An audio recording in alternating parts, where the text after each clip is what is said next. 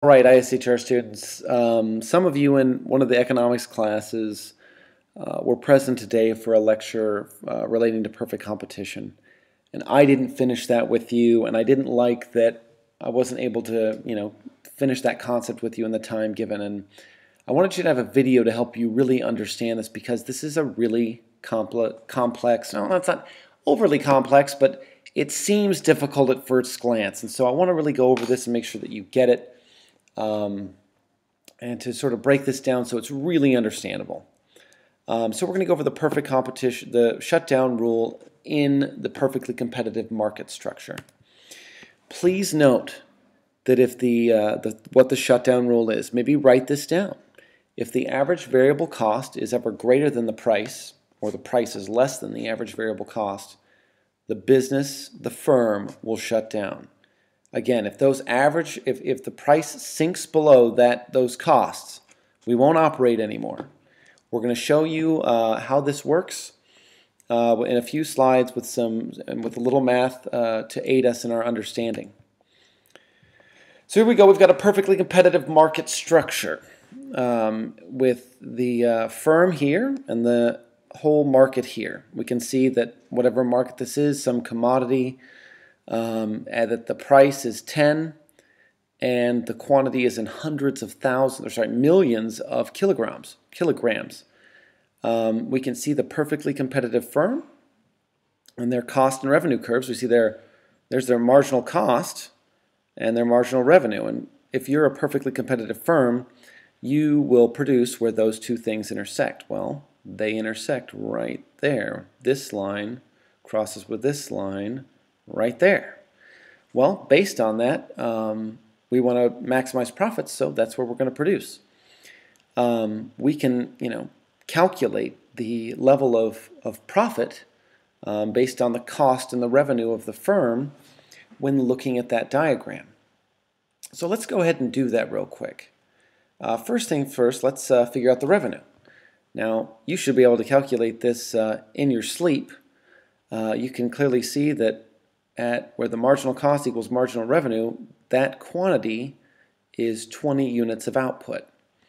We can clearly see that our price is going to be whatever the market price is, because we are a price taker, so it is 10. So if we do the 20 units times the price of 10, we get our revenue, and it's 200. You can also see that the average cost curve is high. It might be, here at this amount of units, the average cost is 12. Here it's 11. Here it looks like it drops down to 10 and then rises again. So you can see here at this level of output, the cost on average, the average cost is also 10. So if I want to figure out the cost, the total cost, I could take the cost per unit, like what does it cost me to make one? And it looks like it takes me about $10 to make one unit. I could times the number of units I make by what it costs me on average to figure out the total cost, which is also 200. So this perfectly competitive market, or firm in this perfectly competitive market, is got 200 of revenue and 200 of total costs. So what is the profit for this perfectly competitive firm in the immediate, or at this time? Hopefully you know it's normal profit. If total revenue equals total costs, we are going to be making normal profit. Now the thing is that businesses sometimes and markets are subject to changes in costs and prices and revenues. So we're going to take another sort of example, but we're going to switch things up a little bit. Remember that we had 200 in, 200 out. We were making normal profit. Everything was great until the supply shifted. Now supply is shifted to the right, and maybe that's because of technology. Maybe that's because of subsidies. Maybe that's because there are more firms that have entered the market. Whatever reason, we've got a new equilibrium price, and it is 8. Prices have dropped for the whole market. Because this firm is perfectly competitive, it is a price taker. You can see the old P-Murder curve here. That was our old price and MRDR AR curve, but that's not it anymore. Now it's dropped to this same level of the market. That's our new P-Murder curve. Apologies, P didn't drop down. The P should be down here as well. Just a little slip up with the animation feature. Now you can see that, and I apologize, this is also slightly off. The the PowerPoint wouldn't let me place this directly on top, some sort of linkage issue, but MC equals MR right there. It's a little bit to the right of the curve, but it's almost there. We should be producing at that level of output. If you follow that down, that is 18 units. We're producing a little bit less. We were making 20. The market has changed, and now as the prices have gone down, we're making less, and we're making 18. So you can see that the average cost curve is higher than our average revenue curve. So our costs are higher than our revenues, at least on average. Well, if that's happening, we are losing money. And you could draw a line up from the quantity produced all the way to the cost curve, then draw another line over here to where, you know, the old, or the price should be down here, sorry, to where the costs are lined up with the price. Not the price, but just this is where the costs, this is what it costs to make a unit at that level of output. And this box is our loss. Now, you could figure out really quickly and easily how much are we losing. Well, on every unit, we're losing $2, right? Because our cost per unit is 10, where it used to, what it used to cost. And because the curve is really, really flat here, right? It's really flat. Let's say that those costs are still 10, just to make this simple. So it's costing us 10 per unit to make one, and we're only getting $8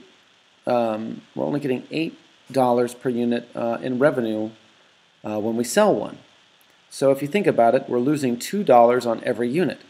We could take that $2 that we're losing on every unit, times it by the number of unit, and figure out we're losing $36 in total on all of those 18 units we're producing. So that's our loss. The size of this box is 36. So we could also do it another way. We could do what we did a moment ago. We could take the new price, again price should be down here over at 8, apologies, but we did a new price of 8, times it by the number we made, 18, figured out that we've got 144 coming in revenue. Then we could do the same thing we did previously and figure out that our costs are 10, they're still 10 per unit, and if it's costing me on average $10 to make one, I could times that by the number I make, 18, to figure out the total cost, which is 180. Now we've got a situation where our costs are greater than our revenues. We've got 180 to make all those units. That's what it costs us to make them, but we're only getting 144 in. We're losing 36. 180 minus 144 is 36. So the business is losing money. And any business that's losing money must ask itself a question. You know, have I had enough? Have we lost enough? Is it worth our while to shut down? And what you'll probably remember from the beginning of our lesson is the only way we're going to shut down is if the price, which is this line here, drops below this average variable cost curve. And it's not that low yet, so we're not going to shut down. But I wouldn't be doing my job if I didn't show you exactly why this is the case. So we're going to take this curve and we're going to put this alone, again, just kind of right in the middle of the page, and kind of go through why we don't want to shut down. So, as we said a moment ago, we've got 144 in total revenue. We also know that our total costs are 180 and that we're losing $36. Now, if we were to do a little bit more of a specific breakdown of each of those costs, we could figure out if we should shut down or not. You probably recall that variable costs, VC, plus fixed costs equals total cost. So I could figure out, you doing a little bit of math here, what the variable costs and the fixed costs are. So I already know the total cost. It's 180. But I could look on this diagram and see how much my variable costs are. And it's kind of been identified for you here. If we produce 18 units, the variable cost per unit is 7. Now I hope you remember that the difference between fixed costs and variable costs is that fixed costs don't change with the level of output. If I produce 18, if I produce 1,000, if I produce 0, I still have to pay the fixed costs. Variable costs, on the other hand, change with the level of output. There are things like materials and packaging. If I don't have to purchase those, and as I purchase more of those and create more output, my costs rise, but variable costs are just that. They change. So what I'm going to do is take 7 times 18 to figure out the variable costs at that level of output. 7 times 18 is 126. So now I've just got kind of a simple math problem here. I've got to solve for x. I know that my variable costs are 126. I know that my total costs are 180. If I do x plus something, or something plus 126 equals 180, you can figure out that it's 54. My fixed costs are 54. And my variable costs are 126. So now I've got to kind of think about this. I have two options as a business. I can either shut down my business. When I shut down my business, I basically don't operate. I don't make anything. I don't sell anything. So if you think about it, I have no variable costs. I'm not going to buy any packaging. I'm not going to buy any materials. Any form of labor that might have been any worker, like a worker that I was using to make my product that had a variable cost. They've been sent home. I don't pay them any money anymore. So all of those variable costs are gone. They're wiped out. I don't pay anything in variable costs, but I will lose my fixed costs in rent. So I'm going to have to sacrifice those fixed costs, rent or interest on the loan. I'm going to lose that money. Or I can operate and lose 36. I know that if I make those 18 units, I'll lose $36. What do I want to lose? What's better? Would I rather lose 36 by operating or shut down and lose 54? Well, I'd rather lose less money. So I'm going to choose to operate and lose $36 or 36 euros or whatever we're talking about here. So we did not shut down because the price did not drop below that average variable cost level of output, or at that level of output. Okay, now let's take another scenario. Let's say, we previously said we were at that price level of output, earning normal profit. But now we have a dramatic shift in supply. Huge drop, massive drop in price because of this big shift in supply. Whatever reason, maybe this is, maybe an even bigger subsidy or even bigger number of firms into the market, or technology just explodes because it's so much more productive, and not literally explodes, but figuratively, causing the price to drop immensely. So we've got a new P-Murder curve based on this new equilibrium price, because we have to take the price, whatever the price the market gives us.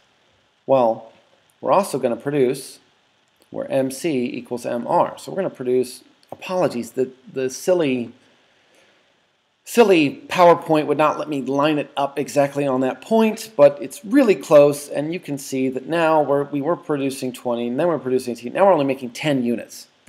And if I were to draw a line from that 10 all the way up to my average cost curve, we can see that we've got now a much bigger loss. The loss is pretty huge at this point. When we're losing this much money, things are pretty terrible. As a business, things are pretty bleak. we can basically now, I'm going to take that same diagram and we're going to move it to the center of your screen and figure out if we should shut down. Like we said, we're making 10 units. We're producing it because that's where MC equals MR. We're always going to make where MC equals MR. We're right there at 10. And you can clearly see that this is our average cost. This is our average variable cost. And here's our average revenue or marginal revenue. Let's go ahead and figure out our total revenue. Well, it should be pretty simple. The price is 5, and we're selling 10 units. So our total revenue is 50. It's kind of dropped substantially. Okay, total cost. If I take that 10.5 that it's costing me per unit and times it by 10, my total cost is now 150. So I'm losing $100 on my if I choose to produce my goods and services. Now again, we're going to do the same thing we just did a moment ago, but we're going to slightly switch it up so that it to look at the new variable cost and fixed cost and total cost. We remember that those things, just like in the last slide, TFC or FC plus TVC or VC equals TC. We know our total cost is 150. Now, variable costs do change in the level of output. We can see that it looks like the variable costs here are 6. And we're producing 10 units. So our variable cost is 60. So now we need to figure out what X is. What are our fixed costs? Well, we know that if the total cost is 150, the variable cost is 60, the difference is the fixed cost, which would be 90. So 90 for fixed costs, 60 for variable costs. Now, we have two options again, right? We can operate and lose 150. I can make my goods and services, and I can, I can have my buy all my packaging, buy all my materials, any variable cost I would have, and I could make my 10 units and I would lose 150 bucks. Or I could shut down. I could get rid of all my variable costs, not buy any materials, not buy any packaging, and I'm only going to have to pay for my rent. Remember, fixed costs must be paid regardless of how much I produce. So I am going to either produce, lose 150, or not produce and sacrifice those fixed costs. Well, being the sound businessman that I am, I'd rather lose less money than lose more money, so I'm going to go ahead and choose to shut down and just eat my fixed costs. So what we see here is the price of 5 has dropped down below the average variable cost, and when that happens, we shut down. I hope this makes the shutdown rule pretty clear for you. Thank you for your patience. And I hope this helps. Have a great day, and we'll see you all again very, very soon. Take care.